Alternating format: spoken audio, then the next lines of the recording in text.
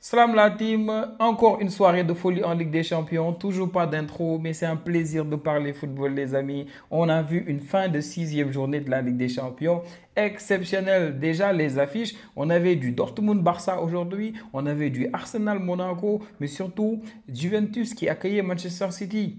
Et très sérieusement, c'est inquiétant pour Manchester City, très inquiétant. Sinon, le meilleur match de la journée, c'est clair, c'était Dortmund contre le Barça.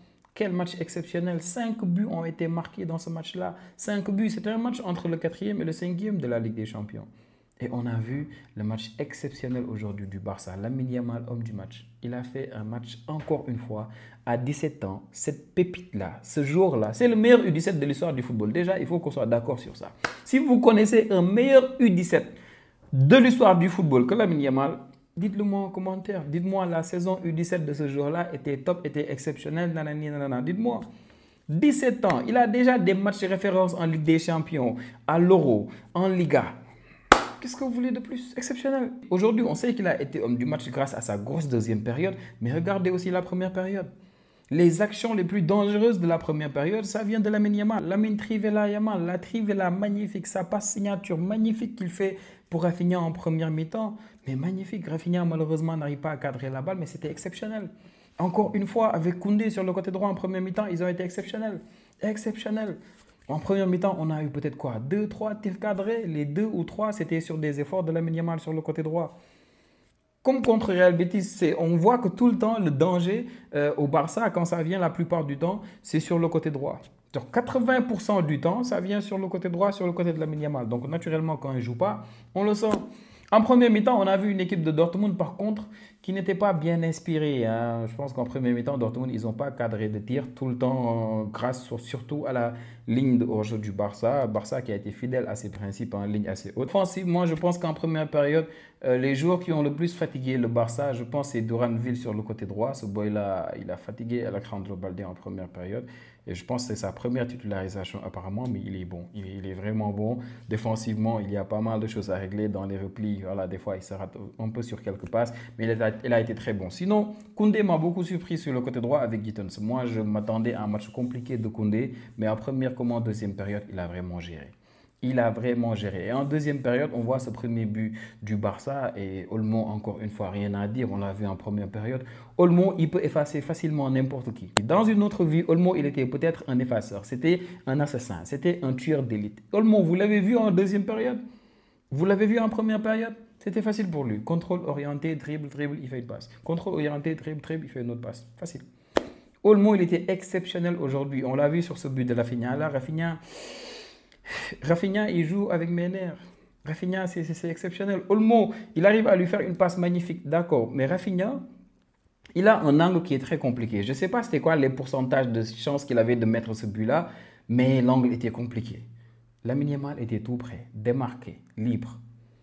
Et Rafinha décide de tirer. Si cette balle ne rentre pas, Rafinha, je pense que Hansi Flick le sort immédiatement. Heureusement qu'il met ce but-là, il est en confiance. Et je pense que ça fait quoi pour lui? 24 matchs de compétition confondus, 17 buts, peut-être 10 passes décisives. Il est très en forme. Je vous l'ai dit, depuis le début de la saison, s'il faut sortir deux noms pour le Ballon d'Or, c'est Salah et c'est Rafinha, c'est tout. Et pour Lamine Yamal, on le met juste troisième ou quatrième parce qu'on sait qu'il a 17 ans. Mais lui aussi, il nous sort des... Voilà, laisse tomber. Mais malheureusement, aujourd'hui, défensivement, le Barça, c'était très compliqué. Offensivement, il y avait quelque chose, mais défensivement, c'est très compliqué. Ils n'avaient pas... Offensivement, c'était quelque chose, mais défensivement, c'était très compliqué. Dortmund, ils avaient vraiment du mal à avoir un tir cadré, mais on leur a donné un penalty. Et je pense que cette fois-ci, Koubarsi, il sait que lui-même, il joue très mal le coup. Moi, je pense limite que Guirassy, il était déjà hors jeu. Maintenant, bon, naturellement, il essayait de faire sa petite malice pour essayer de le pousser un peu pour qu'il le soit davantage. Et c'était un penalty, naturellement, la poussette, elle est là. Guirassy qui réussit à mettre ce but magnifique. Je pense qu'aujourd'hui, Dortmund, ils ont eu que 2 tirs cadrés. C'était leur 2 buts, mais un but partout. Après, il y a eu des changements parce qu'il y a eu beaucoup de fatigue. Rafinha qui s'est blessé, il a pris un coup, je pense. Et on a vu Ferran Torres venir.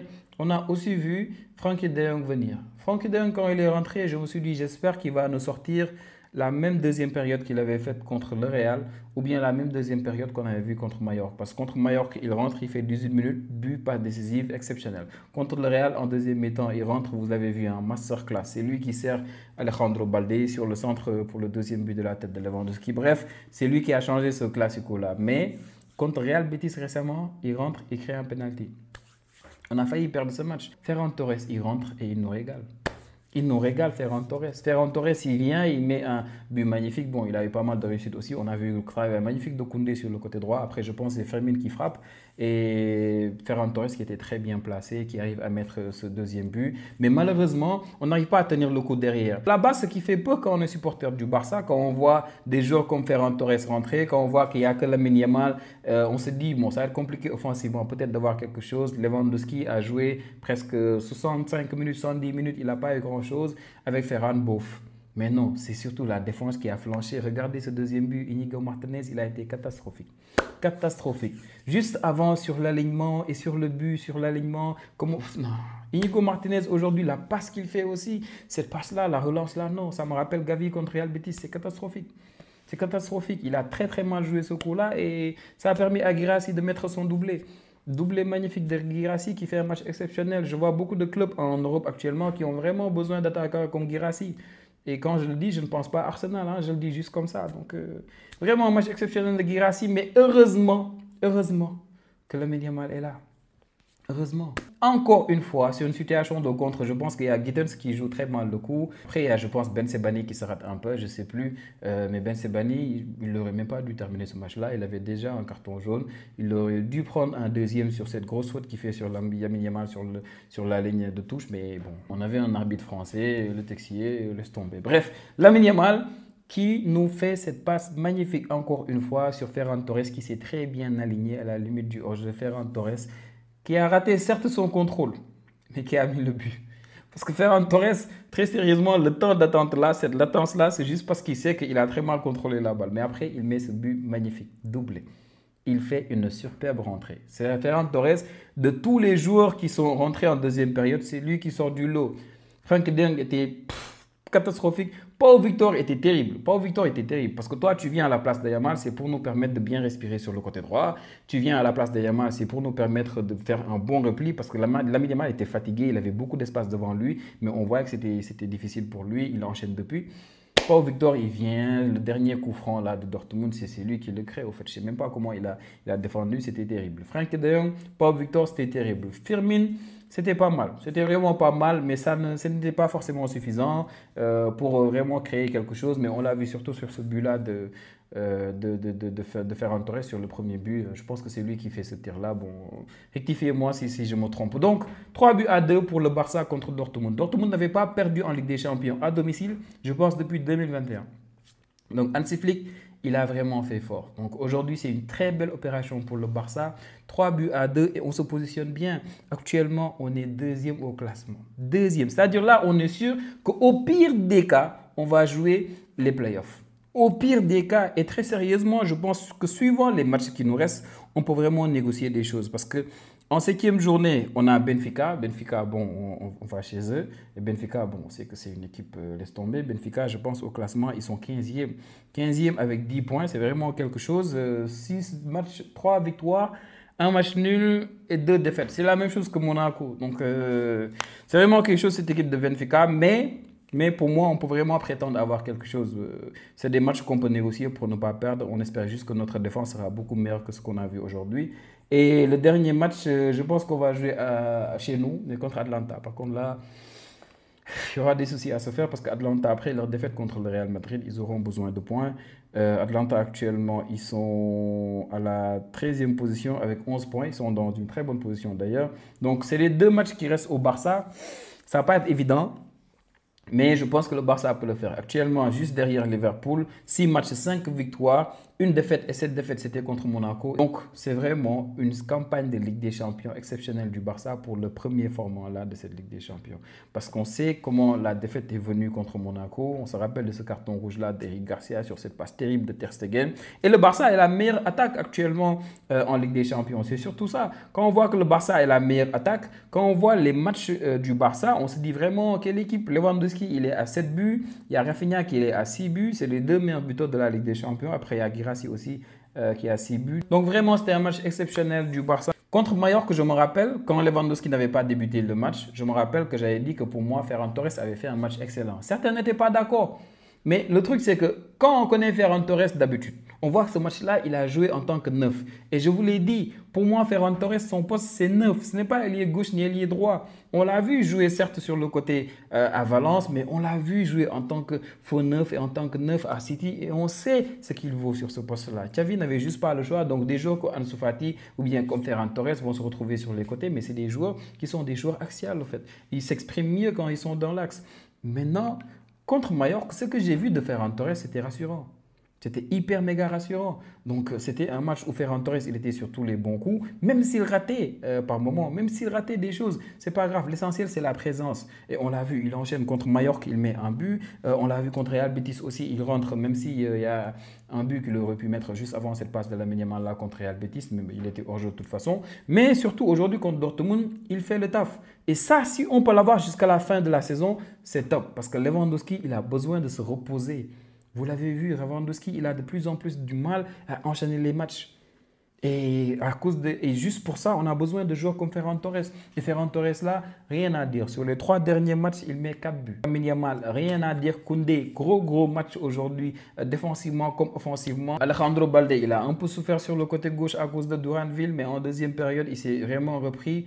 Inigo Martinez, passable aujourd'hui, très passable. Koubarsi a été monumental. Même s'il fait cette erreur qui amène le premier but, le penalty qui pouvait être vraiment évitable. Sinon, un très grand match aussi de Dani Olmo. Olmo qui a été exceptionnel.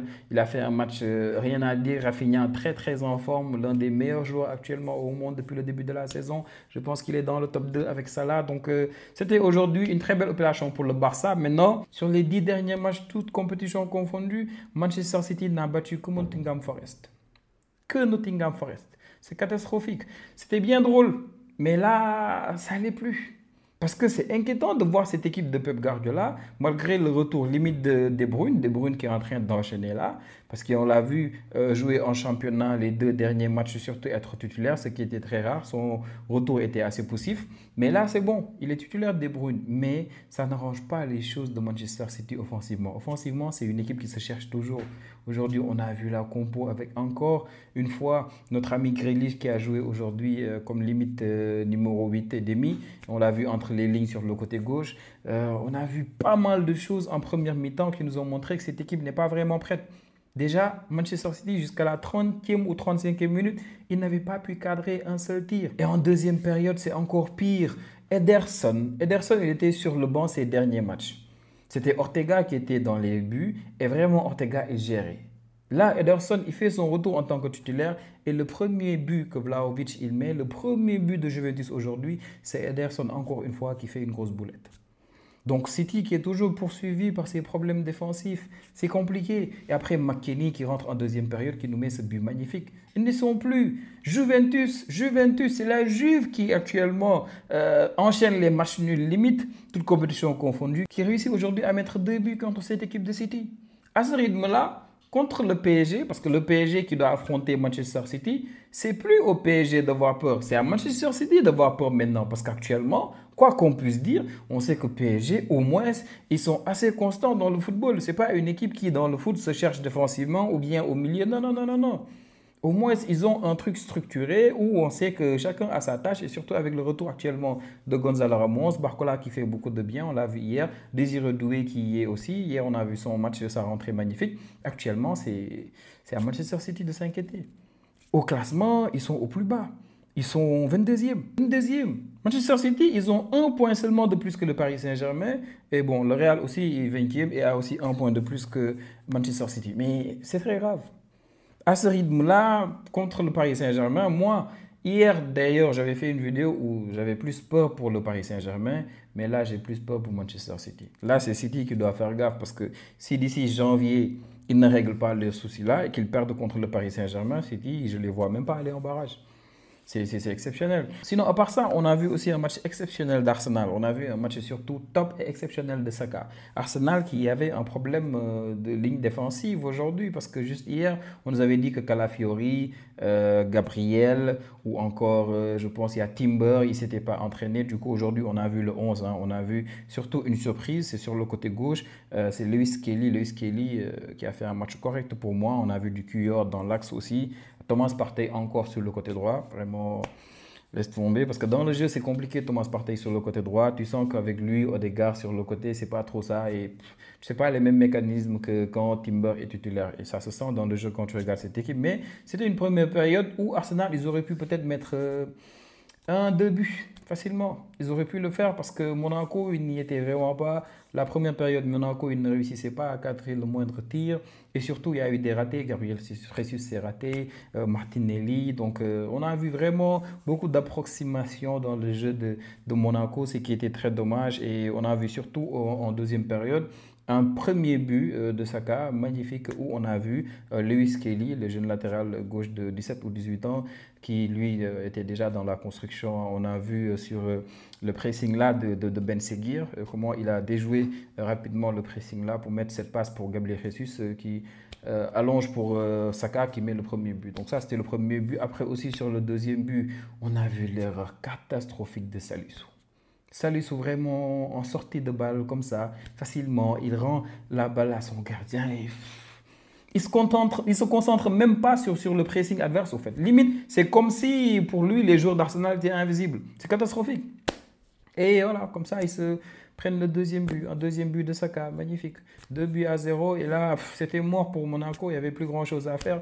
Après, Saka qui est encore passeur décisif sur le troisième but d'Avers, où encore une fois, c'était pas bien joué défensivement de la part de Monaco. Donc, c'est un match qui promettait. Moi, je m'attendais vraiment à beaucoup de choses. Monaco, même si en deuxième période, ils ont pas mal essayé, mais c'était pas suffisant. Je m'attendais vraiment à avoir du spectacle, mais j'étais vraiment, vraiment, vraiment déçu parce que je m'attendais à avoir plus de la part de Monaco. Mais bon, c'est compréhensif aussi parce que c'est Arsenal en face. C'est une défense qui est très solide, même si aujourd'hui ça a beaucoup tourné. Timber est venu en deuxième période. C'est approximatif au fait. Maintenant, quand je vois le match de Lewis Kelly, je me pose beaucoup de questions par rapport à Zinchenko. Zinchenko, même s'il est un peu blessé, Zinchenko, il n'a pas changé. Cette saison, les quelques matchs d'Arsenal que j'ai regardés, Zinchenko, il n'a pas changé. Surtout le match contre Manchester United. Zinchenko, défensivement, c'est pas trop ça. Et le boy Lewis Kelly là, il est très prometteur. Je pense que c'est vraiment une très bonne option si Arteta il veut mettre Timber sur le côté droit. Lewis Kelly, je pense, il peut gérer sur le côté gauche. Maintenant, pour ce faire, il va falloir aussi que Arteta puisse faire confiance à ces jeunes-là parce qu'on voit que Thomas Partey sur le côté droit, c'est parce que c'est compliqué de faire confiance aux jeunes. Et Lewis Kelly, je pense que lui, il peut même peut-être jouer sur le côté droit, ça c'est un autre débat. Mais vraiment, je pense que Lewis Kelly, c'est une très bonne option aujourd'hui pour Arteta s'il veut mettre Timber sur le côté droit et enfin laisser Thomas Partey sur le banc parce que vraiment, comme latéral droit, on a vu ce que Timber pouvait apporter offensivement et c'est vraiment une chose dont on ne peut pas se passer quand on a cette équipe d'Arsenal qui parfois a des mi-temps comme aujourd'hui où elle n'est pas très bien inspirée. Donc Arsenal qui actuellement est troisième, ils ont 13 points, juste 2 points derrière le Barça et 6 points derrière, 5 points derrière Liverpool. Arsenal, il leur reste deux matchs. C'est Dynamo, c'est aussi Girone. Girone, on sait que c'est très faible. Girone, c'est très faible. Girone, ils sont 30e. Vraiment, c'est très faisable. Ils ont que 3 points sur 6 matchs, c'est compliqué. Dynamo, ils sont 24e. Donc, c'est la dernière équipe relégable actuellement avec 8 points. Donc, c'est très faisable pour Arsenal. Je pense qu'Arsenal, facilement, ils seront dans le top 8. Pour Monaco, par contre, c'est un peu compliqué parce que Monaco, ils ont fait un très bon début de campagne avec des champions, notamment la victoire contre le Barça. Et après, ils ont un peu enchaîné. Là, après 6 matchs, ils sont à 3 victoires, un match nul, 2 défaites. Et c'est compliqué parce qu'avec 10 points seulement, c'est pas suffisant. La première équipe barragiste actuellement, c'est Dortmund avec 12 points. Monaco, ils sont 16e avec 10 points. Ça veut dire que les deux prochains matchs seront très décisifs pour Monaco. Et les deux prochains matchs, c'est Aston Villa et après c'est Inter. C'est compliqué. C'est très, très, très, très compliqué. Aston Villa, on sait que c'est une équipe qui aussi avait du mal récemment, mais c'est repris.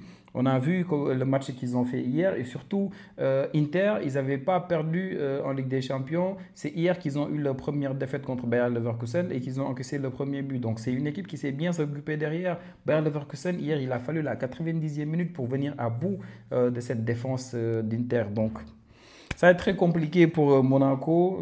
Les deux prochains matchs vont vraiment déterminer la suite de la compétition. Il y a eu d'autres matchs aujourd'hui. On a vu l'Atlético battre 3 buts à 1 Slovan. Donc un but magnifique d'Alvarez. Vraiment, ça vaut le détour. Allez le voir. Magnifique Alvarez. Il est très en forme. Je pense qu'il a mis 5 ou 6 buts sur ses 5 derniers matchs. Vraiment, c'est top. Et un doublé de Griezmann qui a été lui-même homme du match. Lille qui a gagné encore aujourd'hui. Lille 3 buts à 2. C'était un match top. J'ai vu les buts et vraiment exceptionnel. Rien à dire. Lille vraiment, ils sont très en forme actuellement. Lille, je pense qu'ils sont dans la zone des barragistes. Ils sont actuellement huitième. Non, ils sont même, c'est la dernière équipe qualifiée actuellement pour la Ligue des Champions, pour les huitièmes de finale, si le classement reste comme ça. Ils ont 13 points, maintenant ça va avancer, hein. Je pense qu'il reste 2 journées, donc il y a 6 points à distribuer pour chaque équipe. Donc forcément, le classement va changer et je pense qu'il va falloir peut-être 15 points à un moment donné ou 16 points pour être sûr d'être dans le top 8. Mais Lille est très bien parti. Je ne sais pas c'est quoi les 2 matchs qui leur restent. Lille, je pense que le prochain match, wow, le prochain match de Lille, c'est Liverpool. Et ça, c'est pas évident. Liverpool, c'est vraiment pas évident. Et juste après Liverpool, le dernier match, ce sera contre Feyenoord. Feyenoord, c'est beaucoup plus gérable. Ils ont fait une très belle opération aujourd'hui. Je connais des supporters du Paris Saint-Germain qui aujourd'hui, au lieu de regarder les grands matchs, c'était beaucoup plus concentré sur Feyenoord parce que Feyenoord, la victoire qu'ils ont eue aujourd'hui, a fait que le Paris Saint-Germain n'est plus 24e, ils sont 25e. C'est-à-dire le Paris Saint-Germain, si le classement restait comme ça, ils sont éliminés. Mais ils peuvent se rassurer, City est terrible. City est terrible. Stuttgart, ils peuvent le gérer facilement. Et après, City, ça va pas être compliqué puisqu'actuellement, ils sont pas en forme. Donc, c'était une belle journée en Ligue des Champions, les amis. C'était un plaisir. Et surtout, n'oubliez pas de vous abonner. N'oubliez pas de commenter, s'il vous plaît. On va parler de beaucoup d'autres sujets si vous voulez. On se retrouve pour la prochaine vidéo. Ciao, ciao.